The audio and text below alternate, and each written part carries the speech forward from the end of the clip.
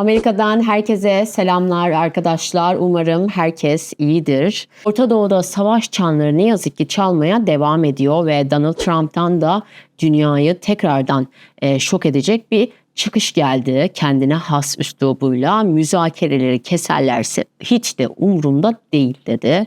Peki bölgede petrol tankeri füzeyle vuruldu, bunun perde arkası ne? Ve öte yandan da Amerika'da bugünlerde sandık başında seçmenler ve 6 kritik eyalette ön seçim heyecanı var ve Kaliforniya'da yer yerinden oynuyor diyebilirim ki izleyenler de bilecek. Kaliforniya, San Diego'dan çekiyorum videolarımı ben. Haberleri size oradan analiz etmeye çalışıyorum. Washington'daysa milyar dolarlık fonlar iptal ediliyor. İstihbaratın başına sürpriz bir isim atandı. Bu da son zamanlarda çok konuşulan bir konu. Ve son olarak hepimizin Amerika'da yaşayan herkes için, Amerika'da yaşayan Türkler için de hepimizin cebini ilgilendiren o büyük kriz. Amerika'da halkın %61'i mutfak masraflarını kısmış durumda. Benzin fiyatları zaten rekor üzerine rekor kırıyor. Özellikle Kaliforniya'dan izleyenler ne dediğimi anlayacaktır. Çünkü Amerika'nın en pahalı benzinini kullanıyoruz. Hepsi ve daha fazlası için hadi gelin birazcık videonun detaylarına bakalım.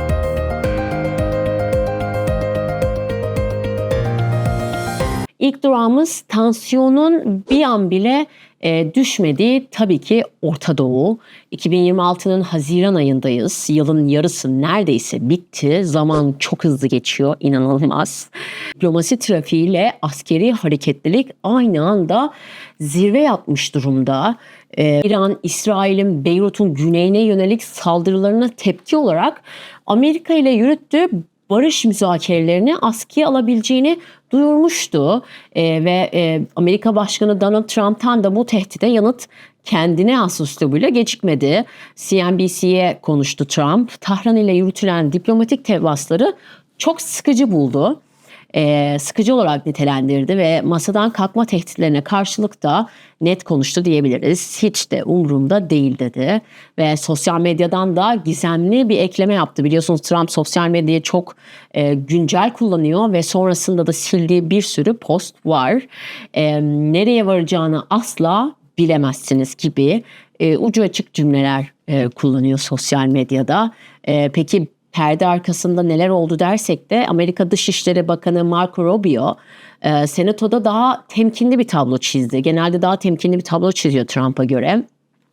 Geçici bir ateşkesin her an olabileceğini ama hiçbir şeyin garantisi olmadığını da ekledi. Şubat ayından beri süren bu savaşta iletişim o kadar zor ki hani mesajlar aracılığıyla yazılı gidiyor ve yanıt almak günler sürebiliyor gibi bir açıklama yaptı. Üstelik Rubio Hürmüz Boğazı açılsa bile İran'ın dondurulan paralarını serbest bırakma sözlerini vermediklerinin altını çizdi. Ve bu arada Trump'ın bir Hizbullah ile doğrudan görüştüm, karşılıklı saldırmayacaklar gibi imalı bir sosyal medya paylaşımı vardı. Washington'da kriz çıkarmıştı. Rubio hemen araya girip hiçbir Amerika başkanı bir terör örgütüyle doğrudan konuşmaz, mesaj Lübnan hükümeti üzerinden gitti diyerek durumu kurtarmaya çalıştı diyelim. Tabii bir de sahaya ve ekonomiye bakmak gerekirse CENTCOM Hürmüz Boğazı ablukasında delen Botswana bayraklı bir petrol tankerini motor odasından füzeyle vurarak etkisiz hale getirdiğini açıklamıştı. Bu Şubat'tan beri devre dışı bırakılan totalde 5. gemi diyebiliriz ve tabii bir yandan ekonomik abluka da sertleşiyor Amerika için. Amerika İran'ın en büyük kripto borsası Nobitex'e devrim muhafızlarına fon sağladığı gerekçesiyle yatırım uyguladı. Bir de tabii bu konulardan bahsedeceksek İsrail'den de bahsetmemiz lazım. İsrail'de ise iç karışıklık var. Başbakan Netanyahu Trump'ın baskısıyla Beyrut saldırılarını ertelediği için muhalefet lideri Yair Lapid tarafından Amerika'nın uydu devleti olduk diye eleştirildi ve Aşırı sağcı bakan Ben Giver ise Trump'a hayır demenin vaktidir diyerek isyan bayrağını açtı. Bu istikrarsızlık yüzünden Brent petrol 93 dolara fırladı ve Euro bölgesindeki enflasyon da %3,2 ile son 2 yılın zirvesinde diyelim. Bu da ekonomik olarak notlardan biri. Bu bültenin sonundaki haberi de zaten tamamen ekonomiyle ilgili oldu. O yüzden şimdi çok kısa geçiyorum. Gündemin ikinci sıcak başlığı ise Amerika'nın iç siyaseti.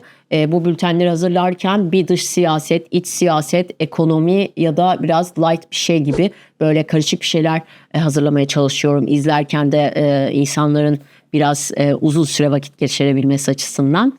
Ve ikinci sıcak başlıksa Amerika'nın iç siyaseti demiştik.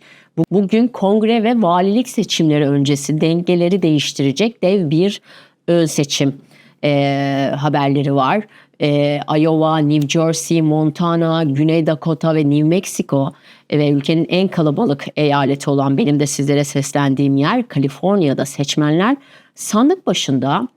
Tabii ki en büyük gürültü Kaliforniya'da kopuyor.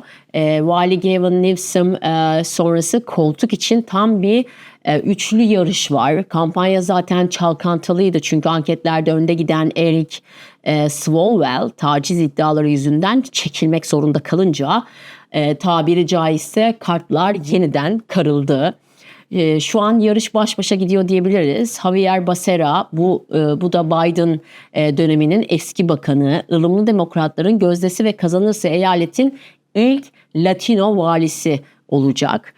Diğer bir isim de Tom Steyer, milyarderlerin vergilendirilmesini isteyen ilerici bir demokrat ve diğer bir isim de Steve Hilton, Trump ve J.D. Vance'in desteklediği eski Fox News sunucusu, Cumhuriyetçi aday ve ayrıca eyalette demokratlar lehine öyle bir harita çizildi ki 52 koltuktan sadece 4'ü güvenli Cumhuriyetçi bölgede kaldı. İki Cumhuriyetçi ağır top diyebileceğimiz Ken Calvert ve Young Kim aynı bölgede tabiri caizse yine birbirlerini yemek zorunda kalacaklar.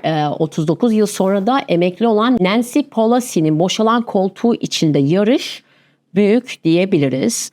Los Angeles'ta ise belediye başkanlığı seçimi, yangınlar, hatırlarsanız büyük bir yangın vardı ve insanlar evlerini kaybettiler.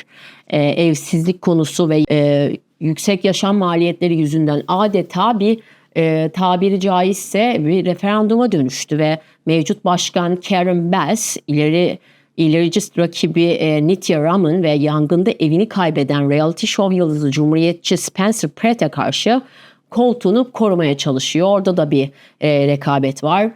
Mektupla oy çok olduğu için de sonuçlar günler sürebilir. Yani hemen sonuçların gelmesini beklemiyoruz açıkçası. Tabii diğer eyaletlerde de durum kritik. Iowa'da demokratlar senatoyu geri almak için paralimpik sporcu Josh Turey ile yarışıyor. New Jersey'de ise 3 aydır ortalıkta olmayan ama Trump'ın desteklediği Cumhuriyetçi Thomas Kean Jr. için seçmenler demokratlar kazanacağına boş koltuk kalsın diyerek oy veriyor ve Montana'da ise Bernie Sanders destekli eski itfaiyeci Sam Forstak ilericilerin rüzgarını estiriyor diyebiliriz. Buraya kadar izleyenler için de küçük bir çağrım olacak. Arkadaşlar küresel gündem gerçekten çok hızlı değişiyor Amerika özelinde ve ben de bu gelişmeleri en net, en yalın haliyle sizler için hazırlıyorum. Videodan önce editlerimi yapıyorum, hazırlıklarımı yapıyorum ve buraya kadar da geldiyseniz bu videoda analizlerimi faydalı bulduysanız, bir şeyler öğrendiyseniz ya da beğendiyseniz videoyu lütfen beğenmeyi unutmayın. Gerçekten çok önemli ve kanala abone olursanız da çok memnun olurum. Son zamanlarda abone sayım gerçekten emeğimin karşılığı bir şekilde yükseliyor. Ağır ağır yükseliyor ama olsun, beğenme tuşunuza basmayı unutmayın lütfen. Bu çok daha önemli ve benim ihtiyacım olan bir şey diyelim. Peki sizce Trump'ın İran'a karşı bu umurumda değil tavrı bölgeyi daha da büyük bir savaşa sürükler mi? Yoksa bu Trump'ın bir pazarlık stratejisi mi, bir taktik mi? Yorumlarınızı aşağıya bekliyorum. Bazen Trump'ın analizini yapan çok güzel yorumlar da görüyorum. Umarım onlardan biri gelir. Şimdi gelin Washington'daki milyar dolarlık o gizli hesaplara ve ekonominin alarm veren rakamlarına bakalım. Washington'da adeta bir siyasi deprem var. Trump yönetiminin adalet, istihbarat ve sağlık politikalarında attığı adımlar ortalığı karıştırıyor. İlk şok Adalet Bakanlığı'ndan geldi. Bakan Vekili Todd Blanche, haksız kovuşturmaya uğrayanlara ödenmesi planlanan 1,8 milyar dolarlık tazminat fonu önerisini kalıcı olarak geri çektiklerini açıkladı. Kongreye net bir dille bu fonla ilgili ileriye dönük hiçbir adım atmıyoruz nokta dedi. Çok keskin bir açıklamaydı. Cumhuriyetçiler bu fonu Trump müttefiklerine yönelik bir örtülü ödenek ve etik felaket olarak görüyordu. Bu iptalle birlikte senatodaki tıkanıklıkların aşılması bekleniyor. Ancak ilginç ki Trump ailesine ve şirketlerine geçmiş vergi beyannamelerine yönelik geniş bir inceleme muafiyeti sağlayan özel kararname yürürlükte kalmaya devam edecek. Bunu ayrı tuttular ve günün bir diğer ve belki de en önemli bombası olan istihbarat atanması. Trump görevden ayrılan Tulsi Gabbard yerine Ulusal İstihbarat Direktörü yani DNI olarak nitelendiriyorlar Amerikalılar. Görevine inşaat sektörü varisi ve hiçbir ulusal güvenlik ya da savunma geçmişi olmayan Bill Pulte'yi getirdi. Capitol Hill şokta tabii ki çünkü Cumhuriyetçi Senato çoğunluk lideri John Thune orada profesyonellere ihtiyacımız var, silahlandırılmış bir istihbarat başkanına değil diyerek kendi başkanına mesafeli durdu. Amerikalıları bu yüzden seviyorum aslında. Yani Cumhuriyetçi olmasına rağmen çok net bir şekilde doğruya doğru ya da yorumlarını çok özgürlükçü bir şekilde yapabiliyorlar hala. Bir yandan da Demokrat Elissa Slotkin ise atamayı tek kelimeyle utanç verici buldu. Sağlık tarafı demiştik. O taraftaysa Dışişleri Bakanı Marco Rubio aşı karşıtlığıyla bilinen Sağlık Bakanı Robert F. Kennedy Jr.'a adeta engel oldu diyebilirim. Kennedy'nin ABD'yi çıkardığı küresel aşı ittifakı ile ilişkileri Dışişleri Bakanlığı kendi kontrolüne aldı ve Sağlık Bakanı tarafından aylardır bloke edilen 600 milyon dolarlık fon Afrika'daki Ebola salgını gerekçe gösterilerek serbest bırakıldı ve son olarak askeri teknolojiye de bir sınır getirdiler. Senatör Christine Gillibrand, Pentagon'un yapay zeka ve otonom silah sistemlerini sınırlandıran bir yasa tasarısı sundu. Yani ölümcül kararlar algoritmalara değil, insan vicdanına bırakılacak. Başkan Yardımcısı J.D. Vance'in de bunu desteklemesi tasarının yasalaşma ihtimalini çok arttırıyor. Ve geliyoruz manşetlerin en can yakıcı kısmına, ekonomiye. Amerika'da artan yaşam maliyetleri ve enflasyon baskısı halkın günlük hayatını alt üst etmiş durumda. Bu haberimde de New York Times'ın CNN, Gallup, Fox News verilerine dayandırdığı raporun korkunçluğunu ele alacağız. Ekonomik güven son 4 yılın en dip seviyesinde. Rakamlar yalan söylemez çünkü Amerikalıların %61'i bütçelerini dengeleyebilmek için son birkaç ay içinde mutfak ve market alışkanlıklarını keskin bir şekilde değiştirmek zorunda kaldı. Daha ucuz alternatiflere yöneliyorlar ve sadece bir partinin seçmeni değil, demokratı, cumhuriyetçisi, bağımsızları ortaklaşa dertli bu konuda. Ayrıca halkın %59'u sinema ya da dışarıda yemek gibi eğlence harcamalarından tamamen vazgeçmiş durumda. İşin rengi akaryakıt istasyonlarında da değişti. Benzinin galon fiyatı ulusal çapta 4,50 dolar barajını aştı ve tarihi bir rekor kırdı. Biliyorum bunun bu arada Kaliforniya'da 7 dolar 8 dolara olduğunu da özellikle Los Angeles ve San Diego için olduğunu da belirteyim. Ve Fox News'ın anketine göre de seçmenlerin %80'i buna cumhuriyetçilerin büyük kısmı da dahil bu fahiş fiyat artışından doğrudan Trump yönetimini sorumlu tutuyor ve elbette Orta Doğu'daki İran Savaşı ve petrol şirketlerini de suçluyorlar ama fatura kesinlikle hükümete kesilmiş durumda. Kamuoyu eğilimlerine de bakarsak halkın %75'inden fazlası Trump'ın ekonomi politikalarının yaşam maliyetini doğrudan arttırdığını düşünüyor. %57'si Trump'ın kararlarının ülkeye zarar verdiğini savunuyor. %64'ü yürürlüğe konan ticari gümrük tarifelerini onaylamıyor ve en önemlisi Amerikalıların %51'i süregelen İran Savaşı'nın buna asla değmediğini düşünüyor. Müdahaleyi haklı bulanların oranı %21. Bunu da söyleyelim. Yaşam maliyeti bir hastalık gibi ülkeyi sarmış durumda ve bu memnuniyetsizlik yaklaşan kongre ara seçimlerini de sandığı darmadağın edecek gibi görünüyor.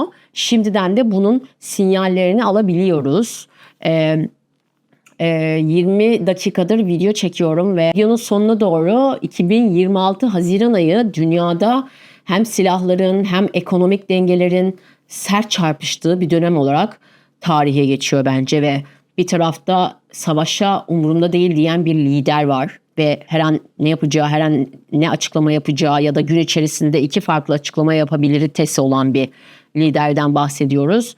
Diğer tarafta ise markete ne alacağını, hangi markete gideceğini, nereden nasıl keseceğini ve benzin fiyatına isyan eden bir seçmen var, halk var. Bakalım bu gerilim önümüzdeki günlerde nerelere evrilecek? Videolarımı kaçırmamak için de kanala abone olmayı, bildirim zilini açmayı ve videomuzu çevrenizle, arkadaşlarınızla, ailenizle, WhatsApp gruplarından paylaşmayı unutmayın.